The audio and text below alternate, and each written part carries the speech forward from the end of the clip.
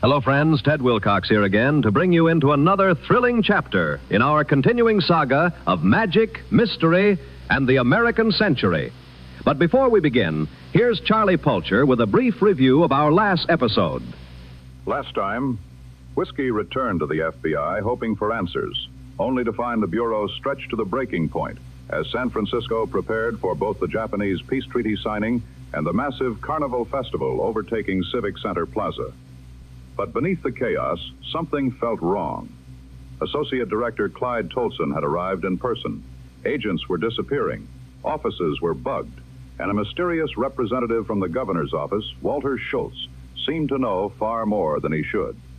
Meanwhile, across the city, Mickey's visit to Rosie Fleischberg's workshop took a violent turn when she came face to face with the terrifying figure she believed had been stalking her since Joshua Norton Park, only for Rosie to stop her at gunpoint. As accusations flew and tempers flared, the truth finally emerged. The monster Mickey attacked was none other than Kenichiro Whiskey Mononobe himself. And now, with both investigators finally in the same room, the hunt for Hallie Baptiste is about to change forever. What happens next? We'll find out now. This is the Mythic Chronicles. Entry 1, Crime Wave. Chapter 26, Whiskey Picks Up Trouble. October 25th, 1951. Whiskey eyed the bounty hunter McFinn as she smiled arrogantly at him.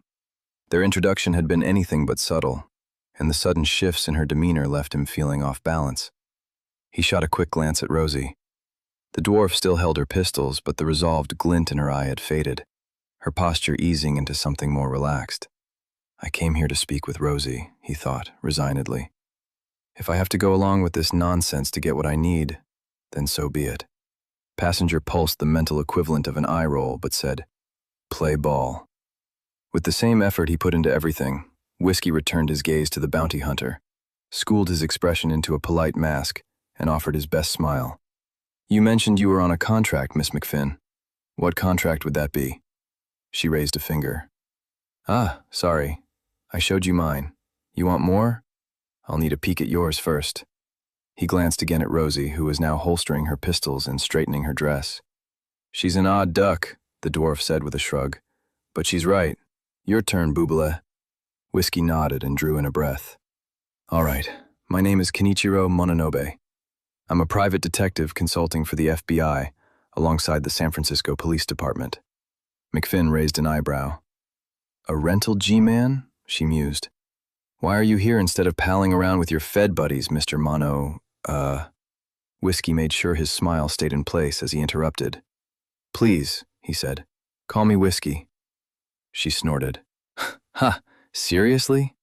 He narrowed his eyes, then turned back to Rosie. That had to be enough niceties to satisfy the dwarf. "With all due respect, Mrs. Fleischberg," he said, "the reason I came here is private. I'd prefer to discuss it alone." Rosie opened her mouth to respond, but the bounty hunter cut in. "You're on the Baptiste case, aren't you?" Whiskey blinked and turned back to McFinn, finding a broad, knowing grin. "That's why you were in the park this morning. What have you found?" she asked, waggling her brows. "Figure out the vampire bikers yet?" It was getting harder to maintain a neutral expression, but Whiskey managed, once again wondering who in all the hells is this woman. "Your insight is surprising, Miss McFinn." She chuckled and leaned against a nearby rack labeled vermin traps. "I get that a lot. How about a little quid pro quo, Mr. Scotch? I'll even let you go first." Whiskey only just resisted the urge to sigh.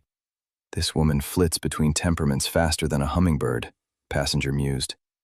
One second she's violent, the next sincere, now just plain obnoxious. I like her. Whiskey did not. At all. But he had come here for information. Information she seemed to have. "All right," he said. "You were right about our earlier encounter. I was assigned the case yesterday and wanted to survey the scene." McFinn shook her head. "Not much there. That park's been treated worse than a floor mat at a whorehouse, am I right?" He scowled. She smiled. This time, Whiskey did sigh. As you said, there wasn't much to examine. Just muddy ruts in the grass, motorcycle tracks. He tilted his head. So, why were you there? I wasn't aware this case had been added to the bounty board. I'm working a tract out of San Mateo County, Mr. Monster. This time the word didn't send Whiskey into a rage, but he couldn't quite stop his eyes from narrowing. It's Mononobe, he corrected. And this isn't San Mateo County. She waved a hand. Potato, potato. She strolled toward a table that Whiskey swore hadn't been there before.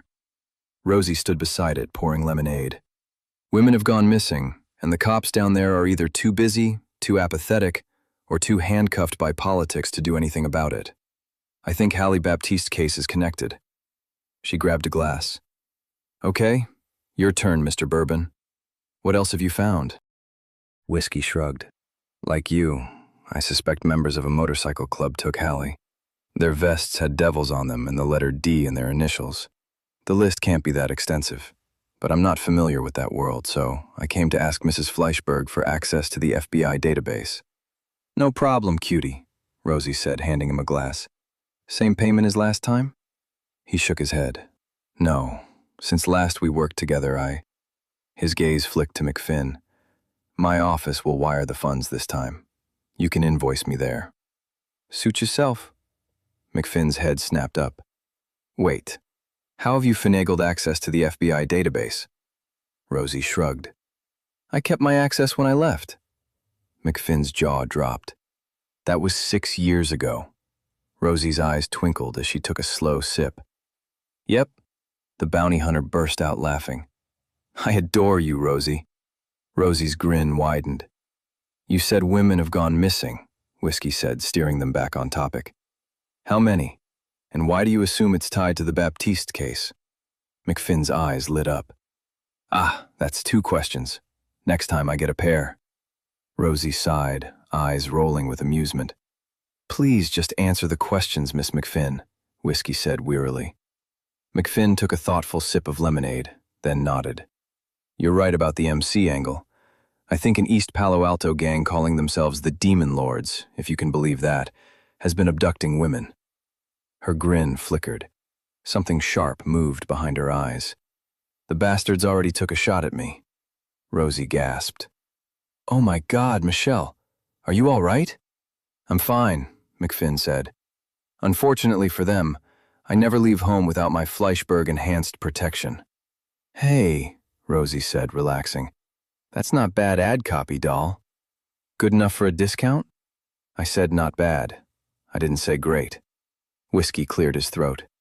Keeping these two on topic was enough to make him consider using his gift of passion. Think? He asked. Or do you have actual evidence? McFinn looked at Rosie. We're about to find out. The Demon Lords use very specific tires, CN Mark IIIs. Rubber from those same tires was found at every abduction site. I pulled a sample from the Baptiste scene. Rosie's analyzing it now. Mark IIIs? Rosie let out a low whistle. Whiskey raised an eyebrow. They're military grade, she explained. Heavy enhancements. Do all sorts of things to a vehicle. Wouldn't shock me if these demon whatevers are the only outfit in the Bay Area rolling with them. Whiskey nodded, piecing it together. Any group with access to military hardware would need deep pockets, or serious connections. And you suspect the tire tracks at the Baptiste site match? Bingo, McFinn said, pointing at him. A loud buzz rang out through the workshop. Rosie gave them both a look. Rules still apply while I'm gone. Got it? They nodded, and she disappeared behind the shelves. Whiskey crossed his arms, content to wait in silence. The uncontrollably talkative bounty hunter had other ideas. You've got a little something, she said, pointing at his forehead. He reached up. His fingers came back red. He dabbed it with a handkerchief, unsurprised to see the wound already closing. Thank you, he said. She flashed him another grin. Any time. She climbed onto a table, idly kicking her feet as she fixed him with those fierce, almost golden eyes. Something's not adding up, Passenger murmured. I know why I like this girl, but why does the dwarf? Whiskey didn't have an answer either. Rosmelda Fleischberg was a legendary artificer and business mogul, known for both brilliance and integrity. Yet here she was, laughing with a bounty hunter who barely seemed stable. Then, as was obviously her habit, McFinn shifted gears again. She tilted her head and let out a heavy sigh. This case is a damned hydra. Cut off one head, 2 more grow back. When I took the contract, I was looking for 3 missing women. Now I'm pretty sure it's 6. Hallie Baptiste being number 6. She paused. Hey, do you know if Hallie's got any native ties? Family that's native-born? Whiskey shrugged. I don't. Why? She studied him for a moment, as if weighing whether to believe him, then shrugged. The previous 5 were native, Ohlone. I thought the bikers were targeting native women specifically. But now you're not sure? I don't know what to think anymore, Mr. Rye. He nodded. He understood that feeling. If what she said was true, and so far she'd proven competent enough to take seriously, then the situation was worse than he'd imagined. He opened his mouth to say as much when Rosie reappeared, hauling a heavy duffel and a manila folder, her expression smug. Okay, she said. The sample did indeed come from a CN Mark III military tire. Confirmed, I might add, in under an hour and 45 minutes. She dropped the duffel like it weighed nothing and handed Whiskey the folder. And before you ask, she added, I printed everything that came up on the Demon Lords Motorcycle Club. Locations, roster info, the works. She gave a self-satisfied smile. No need for applause, she said, but feel free if the mood strikes. Whiskey opened the folder and scanned the contents. It listed a bar in East Palo Alto, the Whiskey Gulch Saloon, as the gang's base of operations. McFinn rolled her eyes. Yeah, you're the bee's knees, Rosie, a paragon of... Hey! She stopped short as Whiskey started for the exit. Where are you going? He turned, ignored her, and addressed Rosie. Thank you for your help, Mrs. Fleischberg, he said, inclining his head. Please bill my office for both tasks. Of course, doll. He nodded again and turned to leave. McFinn's brows shot up. Wait, we're not done here. Whiskey paused. Unfortunately, Miss McFinn, he said, meeting her gaze, this hydra has more heads than you thought. Hallie Baptiste is tied to some powerful people in the local underworld. People currently in the middle of a disagreement. Her abduction has escalated things. If I don't get answers, and she's not returned before Sunday, innocent people will get hurt. McFinn cocked an eyebrow. That sounds like a you problem. Whiskey nodded. It was the answer he'd expected. Yes, he said. It is. He turned again. So where are you going? She called after him. He didn't slow down as he responded over his shoulder. I need information, and now I know where to find it. She jogged after him and planted herself between him and the door. You're seriously going to walk into a known vampire bar? At night? His mouth twitched at the corner. Yes. For once, she didn't meet his eyes. What in the hells are you? She muttered. His knuckles popped as his fists clenched, but he kept the rest of his reaction in check, settling for an eye roll as he stepped to move around her. Excuse me, Miss McFinn. She stepped in front of him again. No, wait, sorry. Just listen for a second, will you? His jaw tightened, but he stopped. You came here instead of going to the FBI, she said. Why? They've got the database. So why jump through hoops for something you could have gotten from them directly? His shoulders stiffened. It's because of what you are, isn't it? He whirled on her but stopped short. The usual glibness was gone. She raised her hands. Hey, I'm not judging. If anything, the fact you're not cozy with the Hoover Squad bumps you a few notches up in my book. The way I see it, we both need help. He raised an eyebrow, but didn't argue. She nodded, encouraged, a flicker of her old grin returning. Neither of us are spoiled for choice. But if what we know about these guys, not to mention my brush with their preferred problem-solving method, is accurate, it wouldn't hurt to have some backup. 2 heads, safety in numbers, and all that junk. She took a breath. So, I propose that for now, we work toward the same goal. Whiskey hesitated. You can't trust her, Passenger warned. I was under the impression you liked her, Whiskey thought. What's not to like, Passenger said. She's arrogant, prejudiced, volatile, and still closer to solving your case than you are. That said, you'd be stupid to trust her. Whiskey studied McFinn's face, her aura. Neither gave him anything beyond steady, overwhelming confidence. So, as always, he turned to the Way. The Way said to take whatever action would do the most good, save the most lives. And right now, while this bounty hunter might be more twisted than a pretzel, she had proven herself competent. Going along with her nonsense had already yielded more information than he'd expected. Then a second, more dire thought struck him. Mickey McFinn might be the only person willing and able to help. Sometimes, the only way to get something is to give something, he thought. Then, aloud, "Same goal?" McFinn met his eyes. "Same goal," she confirmed. "Ahem?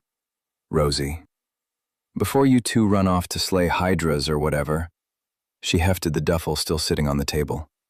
McFinn peeked inside and let out a sharp breath. "I wasn't done with your toys," Rosie said, clearly pleased. "Along with your regular order, I threw in a few extras for your vampire situation." She smirked. "And yes, doll, before you ask, it's all going on your tab." Mickey gave a girlish giggle and hugged her. Then, hoisting the duffel with effort, she adjusted her grip and stomped past Whiskey. "Out of the way, Mononono. I'm driving." Whiskey glanced at Rosie. Her grin stretched from ear to ear. With another sigh, he followed the bounty hunter toward the door.